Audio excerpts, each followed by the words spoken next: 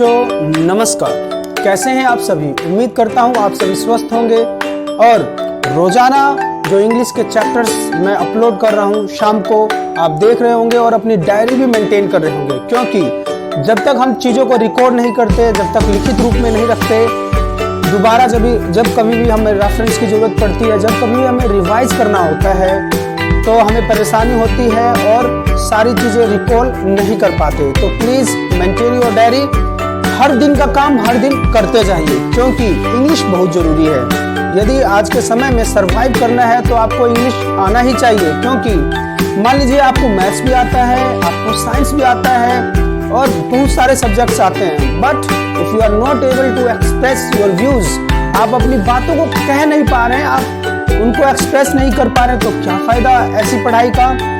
तो nobody is going to ask कि कितने मार्क्स आपने स्कोर किए थे मैथमेटिक्स में, कितने मार्क्स स्कोर किए थे आपने इंग्लिश में या साइंस में। जब भी आप कहीं पे भी जाएंगे तो सबसे पहले जो आपको जाना जाएगा, आपके भाषा से जाना जाएगा, आप कितने अच्छी तरह से बोल सकते हैं और कितने फ्लुएंट हैं आप इंग्लिश में। तो इंग्लिश सीखना बहुत ज़्यादा ज़रूरी है। आप बड़े हो जाएंगे, इंटरव्यू के लिए जाएंगे, जॉब के लिए जाएंगे, तो वहाँ पे किन लोगों की पूछ होती है? उन्हीं लोगों की पूछ होती है those who are very fluent in English, जो इंग्लिश बोलने में बहुत ज़्यादा फ्लुएंट है, जो इंग्लिश भाषा को जानते हैं। तो ये एक भाषा है, डरने की कोई बात नहीं है, सीखते रहिए, सीखते सीखते आ जाएगा। And within 2 months you will realise कि हाँ, हमें भी कुछ ना कुछ आने लगा है and we can also speak English. तो प्यारे बच्चों देखते रहिए। दिस इज वीडियो नंबर 2 और किस पे बेस्ड है? टाइम पे बेस्ड है। वीडियो नंबर 1 में मैंने बताया था कि टाइम कैसे बताना होता है। मान लीजिए कि 6 बज गए हैं तो उसको 6 o'clock क्यों बोलते हैं और o'clock का मतलब क्या होता है। 6:15 बज रहे हैं तो उसको क्या बोलते हैं, बताइए जरा क्या बोलते हैं। 6:15, वेरी गुड। तो कहने का मतलब है समय को कैसे एक्सप्रेस करते हैं अलग अलग समय में, जैसे 6:15, 6:30, 6:15, 6:20, 6 बजने में 20 मिनट रह गए। तो ये मैंने वीडियो नंबर 1 में बताया हुआ है बखूबी, आप जाकर देखिए, डिस्क्रिप्शन बॉक्स में मैंने लिंक शेयर किया हुआ है। Today we are going to learn time related कुछ एक वर्ड्स होते हैं, उनको हम सीखने वाले हैं।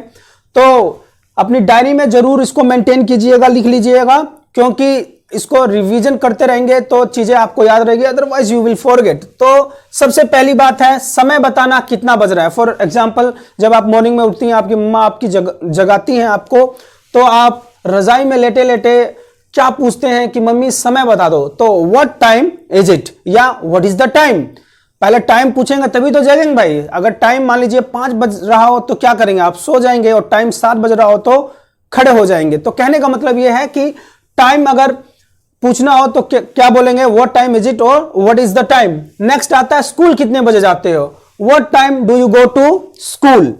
ये मेरे साथ आप प्रैक्टिस करते रहिए, लिखते रहिए वीडियो पॉज करके और प्रैक्टिस करते रहिए, क्योंकि बिना प्रैक्टिस के बात नहीं बनने वाली है। Third one is morning assembly के लिए घंटी बज चुकी है। मॉर्निंग असेंबली के लिए घंटी बज चुकी है। द बेल हैज रंग फॉर द मॉर्निंग असेंबली, या पहला पीरियड स्टार्ट हो पहले पीरियड के लिए घंटी बज चुकी है। द बेल हैज रंग फॉर फर्स्ट पीरियड। तो इस तरीके से आप आगे पीछे एडजस्ट कर लीजिएगा। मेन चीज तो यही है, हैज रंग, ठीक है ना। The bell has rung, has आएगा and third form of the verb. ये सारी चीजें जब मैं टेंस आपको पढ़ाऊंगा, I will get to know कि किस प्रकार से कौन सी वर्ब के साथ कौन सा हेल्पिंग वर्ब यूज करते हैं, why we are using all this has rung, ring, rang, rung.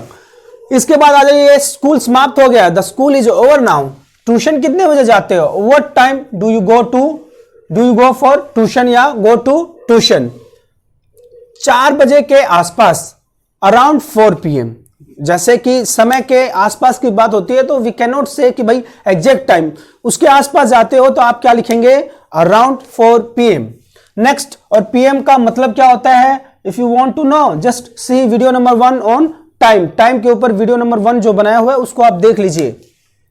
इसके बाद है ट्यूशन की छुट्टी कितने बजे होगी, what time your tuition gets over. Next, पापा कितने बजे आएंगे, When will पापा come, या at what time पापा will come, जैसे भी आप बोलना चाहें। समय किसी के लिए नहीं रुकता, time doesn't stop for anyone।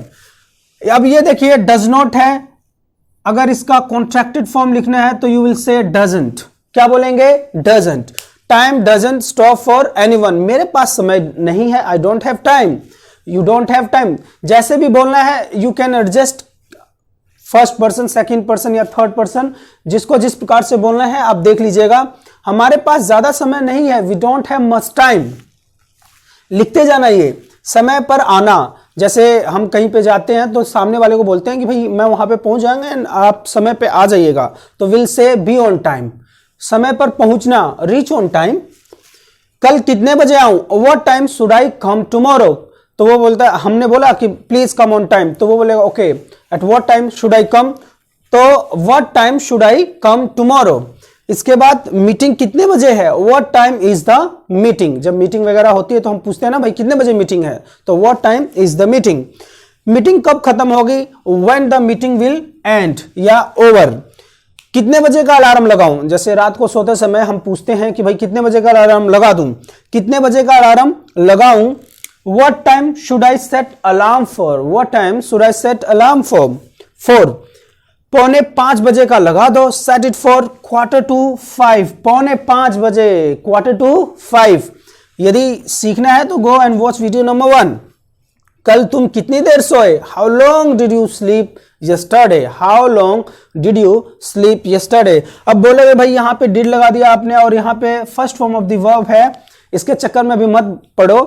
When will learn the tenses, तो उसमें मैं आपको समझाऊंगा। मैं 8 घंटे सोया, आई स्लेप्ट फॉर 8 आवर्स। आज का क्या प्लान है? What is plan for the day? और लास्ट में समय समाप्त, टाइम अप। तो प्यारे बच्चों देखिए, हमने कम से कम 5-6 मिनट में देख लीजिए 20 ऐसे सेंटेंसेस सीख लिए जो रोजाना काम आते हैं और टाइम से रिलेटेड आते हैं। तो जस्ट इसको प्रैक्टिस कीजिए, और जब कभी भी टाइम से रिलेटेड कोई बातें बोलनी है तो आप इन्हीं सेंटेंसेस का इस्तेमाल कीजिए और सीखते रहिए, क्योंकि practice makes a man perfect. ये आप अच्छे से जानते हैं। जब तक आप प्रैक्टिस नहीं करेंगे, डायरी में लिख भी लेंगे लेकिन प्रैक्टिस नहीं करेंगे, बोलने की प्रैक्टिस नहीं करेंगे, तो आप सीख नहीं पाएंगे। देखिए, कोई भी चीज अगर हमें सीखना होता है तो प्रैक्टिस करना पड़ता है। ये हम भाषा बोलना सीखना चाह रहे हैं ना, तो बोलना कब आएगा? व्हेन बोल के देखेंगे। तो बोल के देखते रहिए और सीखते रहिए। टिल देन अपना ख्याल रखिए। नमस्कार।